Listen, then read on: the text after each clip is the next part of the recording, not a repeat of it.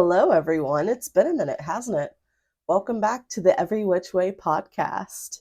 It has been a it has been a little while. I was not doing all that great mentally. I needed uh, to do some self care and self reflection. So yeah. Oh, by the way, for those who are just now tuning in, my name is Dana. Hello, hi. Uh, so yeah, I just needed a little bit of a break to process some things, my emotions, um, some stuff that my therapist and I went over because I do go to therapy now. Mm. Highly recommend.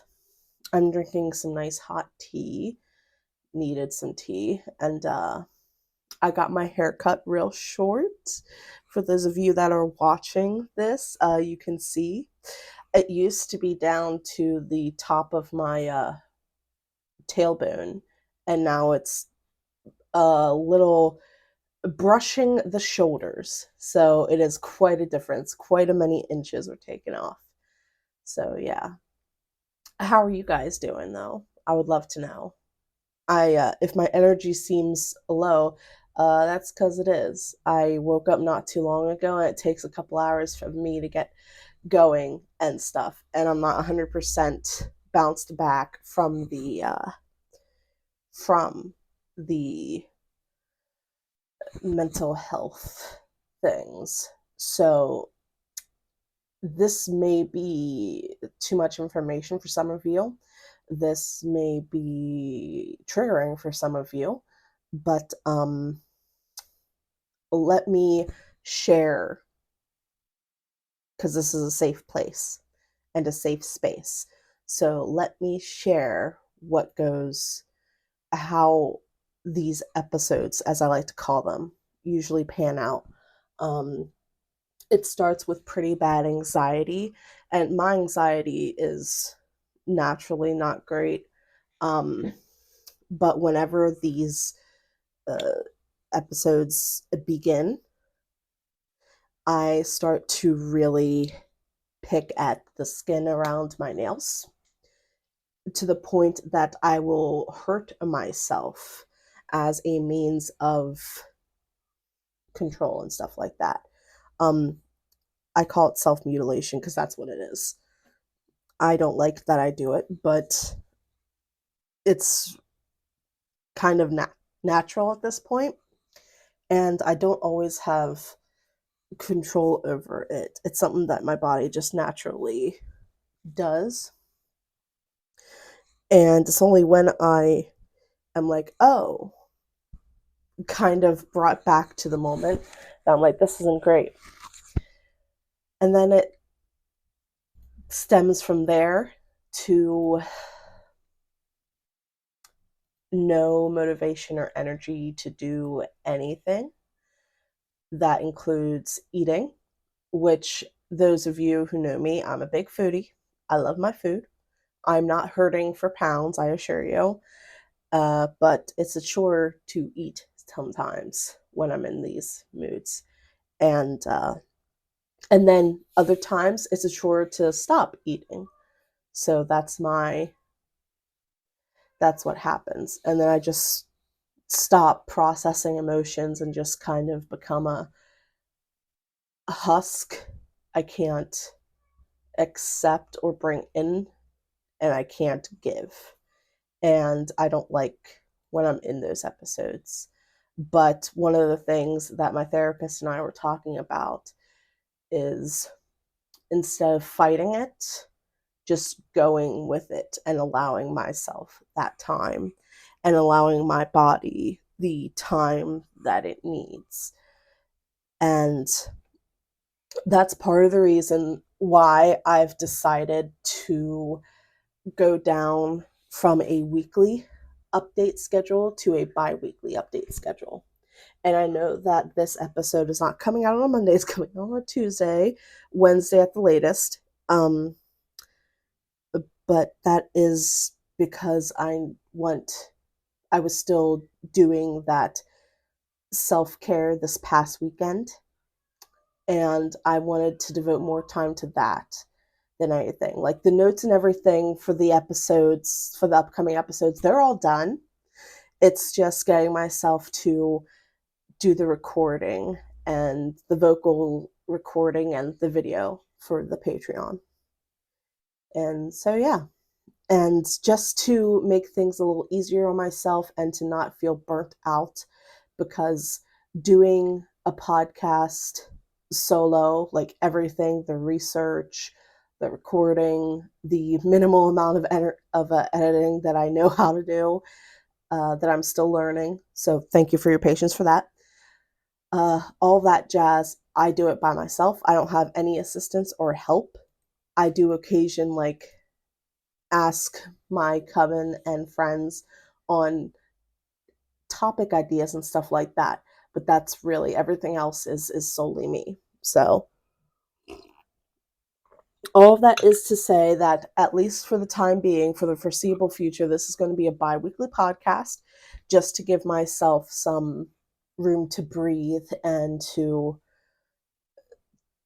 get the things done for the podcast that I need and that I want to get done to make it ultimately a better show for you guys.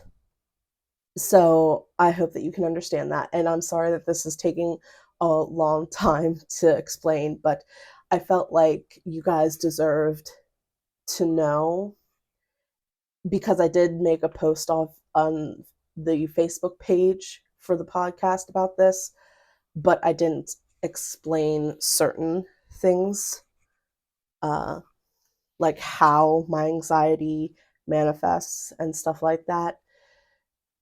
So, and I know that some people don't have the Facebook, so I wanted to address this here.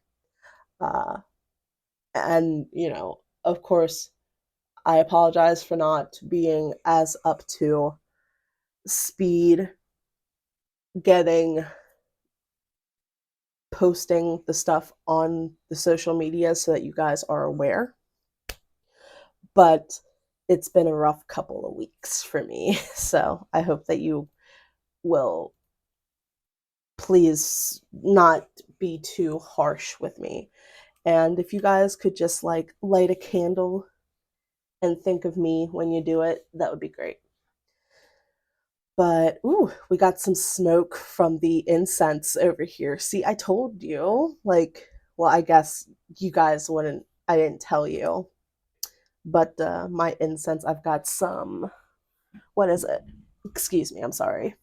I've got some Satya Spiritual Aura Nagchampa incense. It's a little orange box, and it's really going.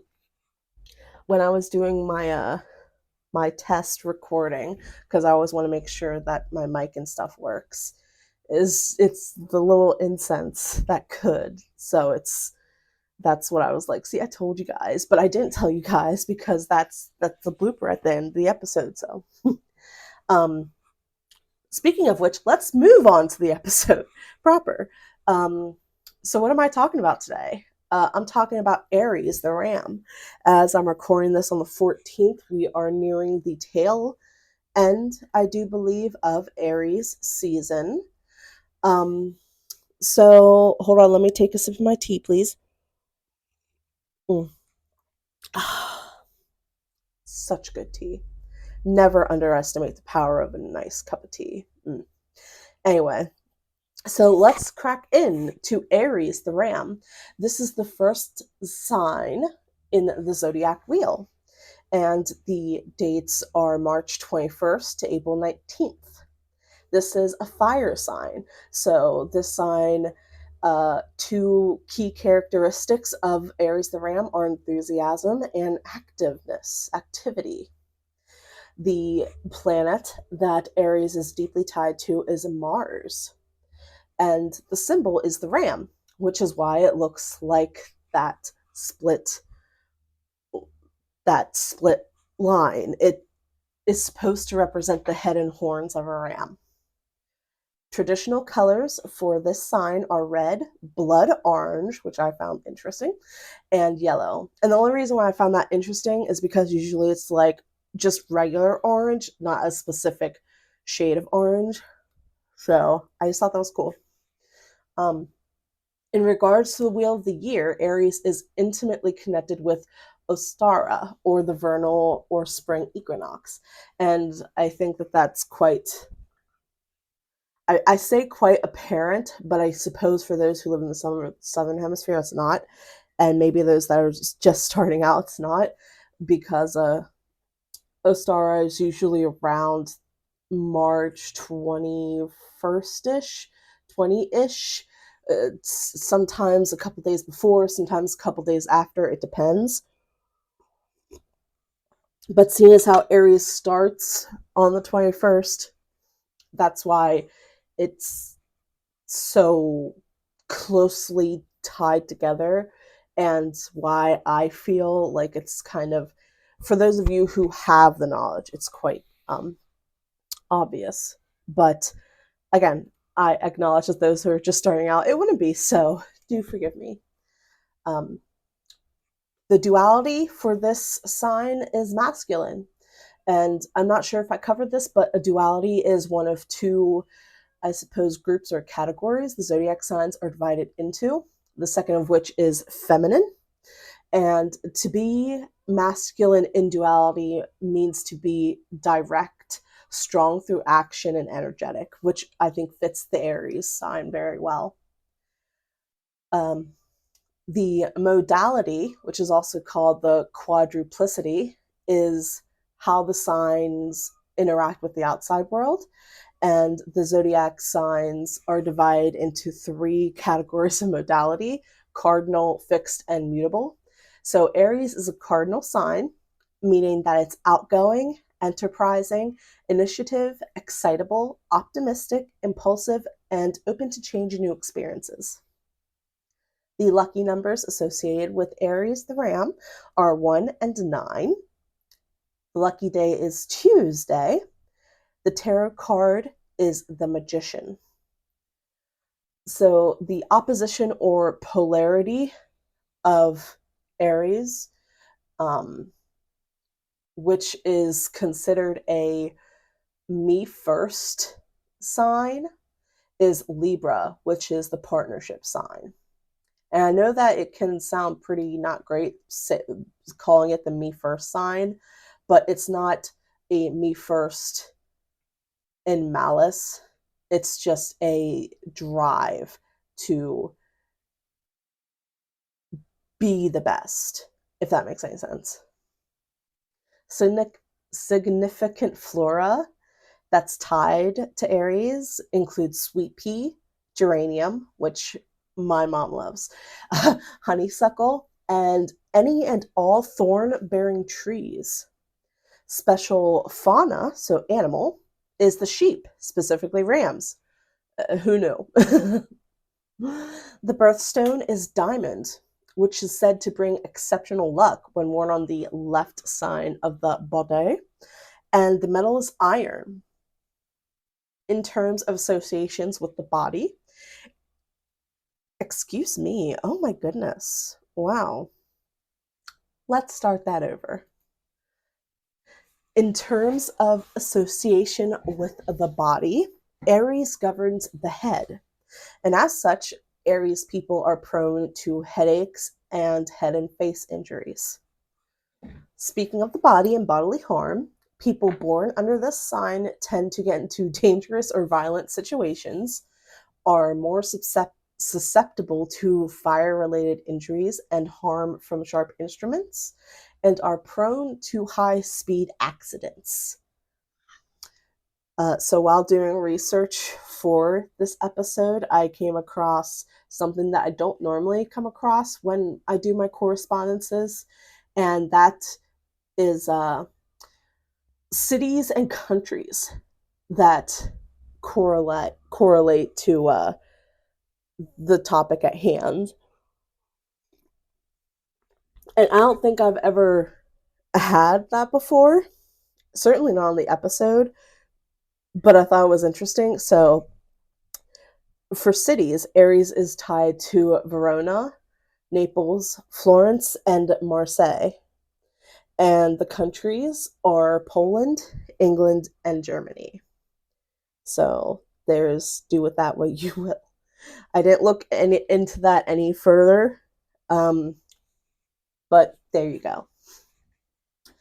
It's said that the most likable trait for Aries people is courage.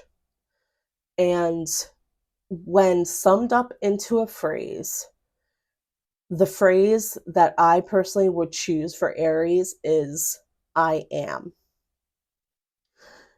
Aries naturally rules over the first house in astrology. The constellation itself, so the constellation of Aries, was first recorded in the Almagest by Ptolemy in the 2nd century CE. The stars Sheraton and Hamal are part of the constellation, and it occupies 441 square degrees, which makes Aries the 39th largest constellation. The star Hamal, which is also referred to as Alpha Arietis, is the brightest star in the constellation. And the prime time to witness it is in December, close to 9 p.m. in the night sky. Ancient Babylonians regarded Aries as a farmhand or some other sort of agrarian. And the name was later changed to the Ram, although the reason why this was changed is not entirely understood or known. The Greek astronomer Hipparchus, around 140 BCE, defined the cusp of Aries, its first point, as where the spring equinox can be located. In the 7th century BCE, the Babylonians had the spring equinox in Taurus. And I wanted to include that as some history and also to connect back into the past couple of episodes where I went over astrology, astronomy, and understanding different points of an astrological chart. In ancient Egypt, Aries was connected to the creator deity Amun-Ra, who is depicted with a ram's head. Due to this link, the constellation was referred to as Lord of the Head, and as it's associated with the spring equinox, it was also called Indicator of the Reborn Sun. So, the story of Aries. There is a story, and it comes from Greek mythology. So the story of Aries the Ram is the story of Chrysomalos, the flying golden fleeced ram. So a nymph named Nephele sent Chrysomalos to save her children, Helle and Phrixos, who were being prepped as sacrifices to the gods. He carried them to Colchis, a country at the far end of the Black Sea, and instructed the son Phrixos to sacrifice him to the gods and place his fleece in the grove of Aries. Phrixos did this, and afterwards Chrysomalos was placed among the stars as the Aries constellation, and his golden fleece eventually became the goal of Jason and the Argonauts' quest. So there is the mythos of Aries the Ram, which I think is pretty cool. I love stories like that.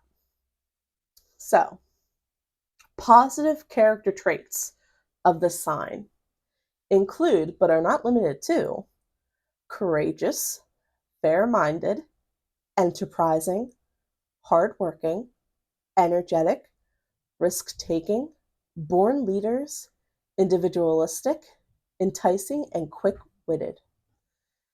But with all positive character traits, we have negative character traits, or less than positive.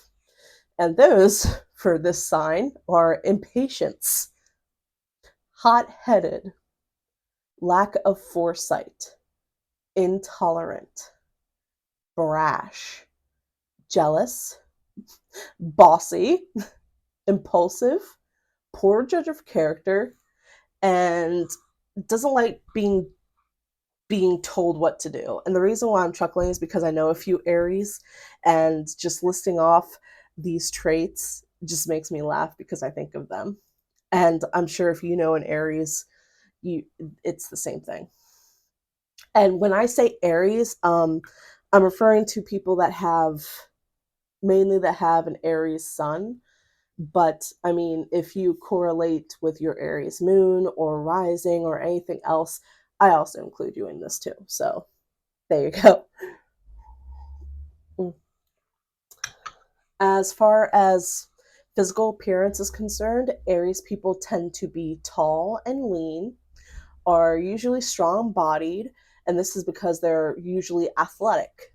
They have large bones, long necks, which the long necks just makes me think of like long necks from the Land Before Time. It's just the thing that is the mental picture that I have when reading this is just it's disturbing in the best way. Um, they have thick shoulders or a long face, piercing eyes, often referred to as challenging, possible facial or body scars. Uh, Women tend to have long, luxurious hair, and both, all the genders of this sign tend to dress for the event or the occasion, whatever is going on. They dress their best for it. As children, Aries people are usually inexhaustibly curious. They're very direct about their likes and dislikes, which I personally appreciate. So, because I don't like to do the guessing game. Just tell me. They respond best to challenges, so they don't like persuasion, coercion, or being told no. Aries children have strong and active bodies and minds. They tend to walk and talk early, possess practical and vivid imaginations, are very affectionate, adventurous, and they like to share their toys. They need to know they're valued and loved, and they have to be able to solve their problems, take charge, and experience new things. At home, Aries people feel compelled to be the top dog and to create a secure home. With that fiery spirit and will that they possess, they don't like feeling restricted in their home environment, which is more than fair. They are willing and able enough to do anything, but don't exactly enjoy the little jobs that run and repair a house. Multiple Aries can live together successfully if they have their own challenges, obstacles, and situations to confront and conquer that are separate from each other. In a workplace, Aries is loyal, enthusiastic, highly creative, display strong willpower, take initiative, are not clock watchers, and will work any shift, but they're not really suitable for a career in politics. As employees, Aries people can promote darn near anything, really. They like to learn and progress. They tend to work best when they answer only to the boss, are generally successful, but not really detail oriented people. They are confident they'll do the job well, and they need to be challenged. And if they don't feel like they're being challenged, they'll leave a job. Now, as an employer or as a manager, Aries people are idealistic. They expect loyalty. They desire their employees' faithfulness, are willing to reward hard work, want recognition as the boss, and can save a company on the verge of bankruptcy, which I don't know about that one, but okay. I mean, if your company sucks, then it's going under no matter what, but that's just my point of view. With love and sex and romance, It's the thrill of the chase that Aries enjoys the most. Excitement is key to a relationship with them. While they do like to take charge and dominate, they don't want a partner who is submissive, because that takes the thrill and excitement out of it. They're also creative partners who are affectionate and full of surprises. As friends, Aries likes being the best friend and are hospitable and warm. They like having unique friends. Their egos tend to be fragile, though, so that leads them to be harsh and nasty if they feel under threat. And they tend to get jealous of the achievements and talents of others. So, how does Aries interact with other signs? Well, they get along great with Taurus, Gemini, Leo, Sagittarius, Aquarius, Pisces, and other Aries. They have like an average compatibility with Cancer, Libra, and Capricorn, and have an extremely difficult and turbulent time getting along with Virgo and Scorpio. So there you go. Which, this is just the outline. Of course, anything can happen. So, maybe you're a Virgo and you have an Aries partner. If that's the case, let me know how that goes. I would love to know. Generally are good in terms of their health, but are most often susceptible to fevers, sinus issues, headaches, migraines, neuralgia, broken bones, and eye and ear illnesses. For hobbies and leisurely activities, people born under the sign typically prefer physical activity and movement. So we're talking sports, racing, sailing, mountain climbing, possibly even risky or dangerous activities, strategy games, and even theater or drama. Something that's challenging and they get to move and be physically expressive. The average Aries likes being liked. They also like books, brightly colored foods, good quality wine, just that good wine, uh, roses, particular red ones. They enjoy new clothes and spending money, sparkling gems, personalized gifts, unique or different wrapping paper, and unique license plates. The average Aries tends to dislike feeling hungry, which I 1,000% empathize with that. Being ignored, they don't like that. Having to wait, which ties in with their impatience. Not being in first place, being restricted physically, bland food, hand-me-downs or secondhand items, people being better than them, and lingering after food. So there's the average dislikes of an Aries. So speaking of food, the appetite of an average Aries, they tend to like hot and spicy foods like Thai and Indian curries and chilies. As they prefer that instant gratification, they tend to eat fast food. Many tend to be carnivorous and like fish, steak, lamb, all that good stuff. But there do exist Aries vegetarians, so they're out there. And if you're one of them, let me know. And they like stimulating drinks with color and bold flavoring.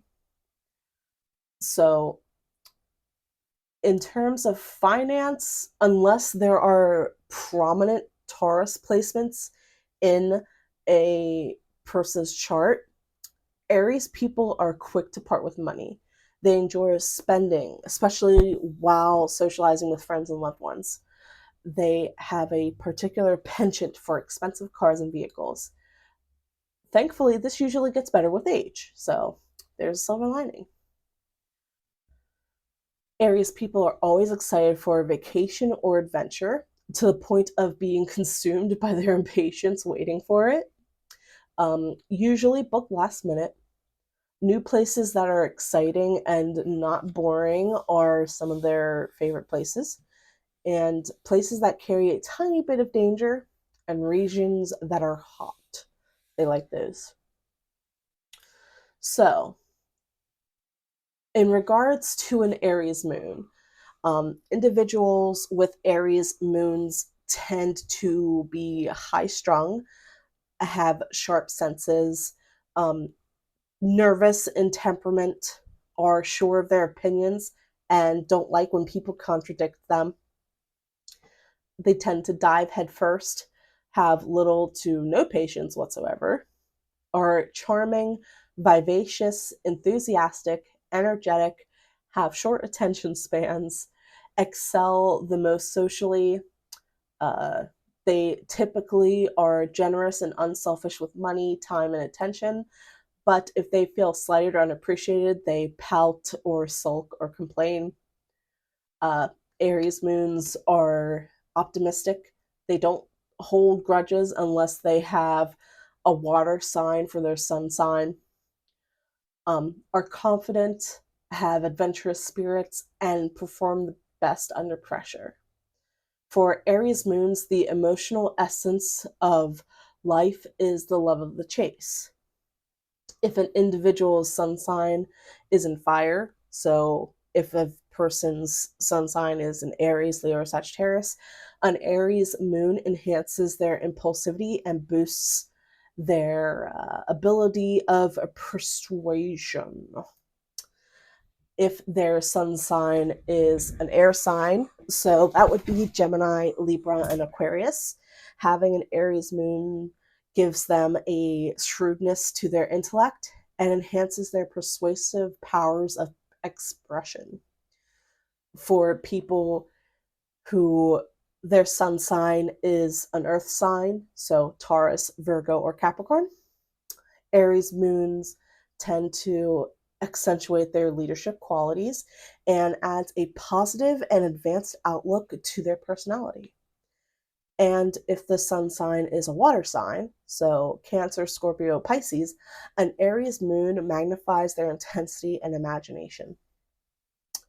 So, the gist of having an Aries moon in one's chart is that it adds quick minded thinking, helps them to be outspoken, and have zero fucks about other people's opinions or restrictions. So, there you be. As far as characteristics of an Aries rising sign, those who have their rising sign in Aries tend to be pioneering and adventurous, like leadership roles, have strong likes and dislikes, and are not afraid to voice them, are honest and straightforward with their dealings, and as such, they are uncomfortable with fraud, elaborate deceptions, and lies. Aries rising tends to be straight to the point. They speak their minds. They're activists, not very deep thinkers. They enjoy being noticed, tend to be troublemakers in that they try new, direct, and brash methods instead of the old and conservative ones, are accident prone, and have flashing smiles and agile body movements. So there's that. Uh, let's see. Let's go through the planets. So, having your Mercury in Aries brings aggression, balance, originality, outspokenness, wit. The ironic and sarcastic tones are more biting or funny. They use a lot of slang and expressive language, so they swear, tend to exaggerate, um, are tactless and argumentative, active in literary scenes, impulsive, don't plan enough, but the decisions that are made are often the correct ones. So, for your Venus to be in Aries, moving on from Mercury, means that your love nature is responsive and impulsive. Um, Love at first sight is usually a big thing. The heart instead of the head is what is the primary decision maker. Highly sensual. They feel complete when involved emotionally with someone, are first attracted by physical appearance, but they do need that mental compatibility to sustain the relationship. People that have their Venus in Aries tend to dislike a sloppy appearance and loud, vulgar behavior, are easily touched, like not not physically, but like they are emotionally very easy to touch. Um, they can be demanding and a little selfish. It's a mixture of sentimentality and aggression. So, from Venus, we have Mars. So, if one has their Mars in Aries, this is the planet. This planet is the natural ruler of Aries, and that emphasizes the force, energy, and brilliance of the sign. So, characteristics include self confidence, um, tend to be forceful, courageous, honest, blunt, combative, and zero tact, are quickly have quickly ignited and fiery passions.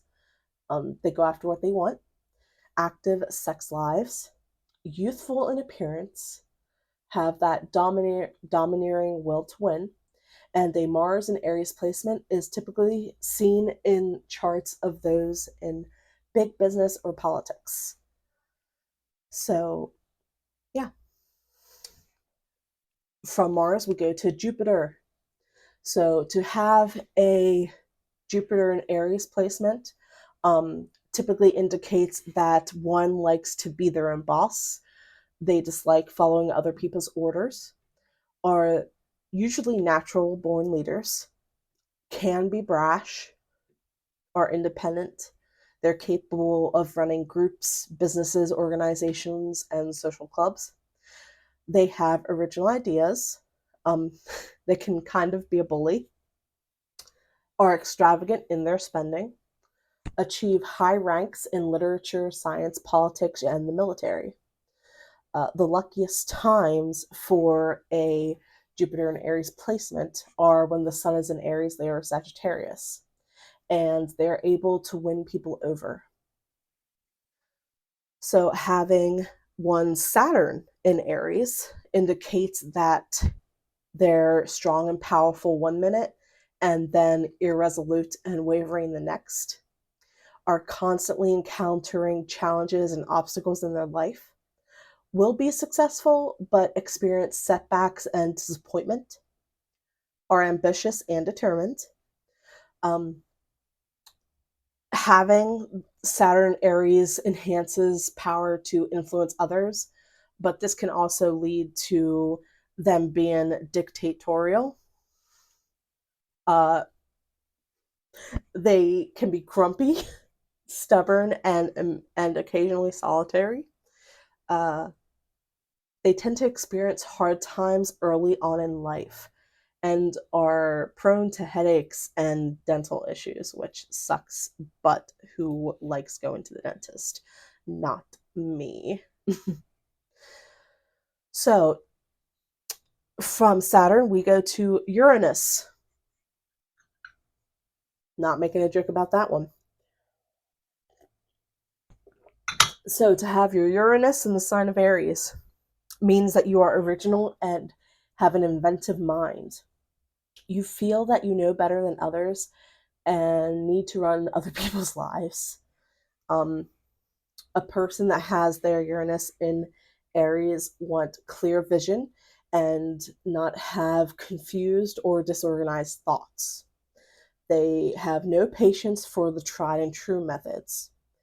They put ideas into immediate action, like to travel, often change jobs and residence, and they tend to have a look that's uniquely their own. You'll never find anyone quite like it. So from Uranus, we go to Neptune. Pretty.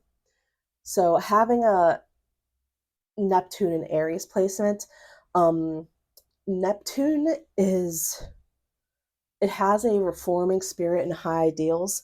So when combined with Aries, um, this placement favors new ideals or methods in science, medicine, and politics. People with an Aries, with their Neptune and Aries, tend to be revolutionaries and idealists. They have vivid imaginations and legitimate hunches about the future. A Pluto placement in Aries indicates that one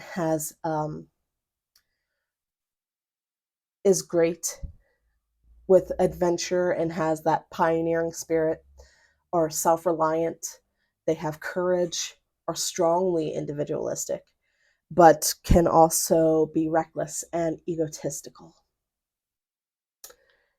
If you have your Chiron in Aries, this is the wound of self. So traditionally with a Chiron in Aries, there's strong feelings of worthlessness, having self-doubt, a lack of a core self, and or they feel like they don't belong really anywhere. People with Chiron and Aries are clever, independent, and competitive, but they lack confidence. They're a people pleaser, um, tend to fear confrontation and extreme addictions. So healing for a Chiron and Aries looks like cultivating self-love, setting personal limitations and boundaries, not just for other people, but also yourself. Learning to express your preferences and opinions meaningfully and to confront and work through your feelings. So the last, not the last thing that I'm going to talk about, but as far as placements, Lilith. So having your dark moon Lilith in Aries. Um, so if one has their Lilith in Aries, they could usually feel like asserting themselves and making self-centered decisions is wrong and selfish. They may feel shame when showing self-centered traits. Can be obsessive over acts of kindness, humanitarian, and selfless to a fault. And they may be introverted. So those are what Aries in those placements tends to look like and manifest as. Let's talk some magic though. So best types of magic and magical workings for Aries include divination, strengthening psychic abilities, healing spells, finding lost items, water magic, which I found was interesting. And the reason why I found it interesting is because this is a fire sign and water is the opposite. So when I saw that, I was like, that's weird. But after thinking about it for a time, maybe when water magic indicates like more of a balancing of that fiery aspect of that fire element to create balance. So maybe that's what water magic meant, to do the water magic to balance out that more fiery, impulsive, act first nature. Um, Cord cutting spells, also a good thing. Past life rituals and reversing bad luck. So some fantastic some fantastic crystals that work well with Aries are bloodstone, carnelian, and red jasper.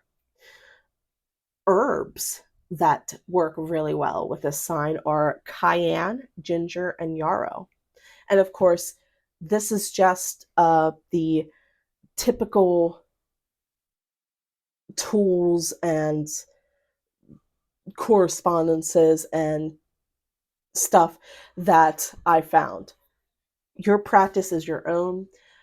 Work with what feels right to you is ultimately the big thing. So just because I say, oh, if you're an Aries, then some of the crystals that work well with Aries is bloodstone. You know, if you don't feel called to work with bloodstone, don't. work with something else. That's a-okay.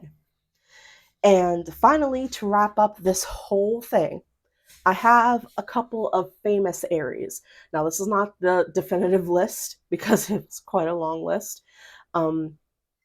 But here we go. Some famous Aries: Leonardo da Vinci, Vincent van Gogh, Charlie Chaplin, Joan Crawford, Marlon Brando, Doris Day, Maya Angelou, Aretha Franklin, Diana Ross, Elton John, and Celine Dion. And there you go. That is Aries the Ram. I hope that you all learned something and at the very least had a good time listening in. Uh, and thank you for your patience with me on my own journey of just self-healing and self-acceptance, because that is something that I've struggled with all my life. And I just appreciate that you take the time out of your day to throw on my podcast and listen to it and maybe have a laugh either with me or at me. I don't know. But either way, I do appreciate you tuning in. But that's all I've got for you. So I'm going to leave it at that. And the next episode, I think you guys are going to find interesting. So, but yeah, I'm not going to tell you what it is because that'd be spoilies. But I hope that you all have a marvelously magical day. And do yourself a favor and take care of yourself. Practice some self-care. If there is a little treat that you want, say like an iced coffee or that donut or whatever, treat yourself and give it to you because you deserve it. Okay? Bye, guys. I'll see you in the next one.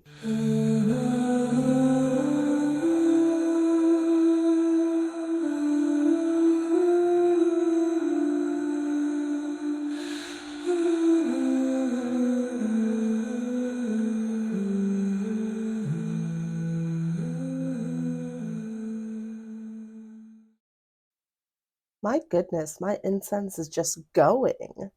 Oh my goodness. It's just the little incense that could.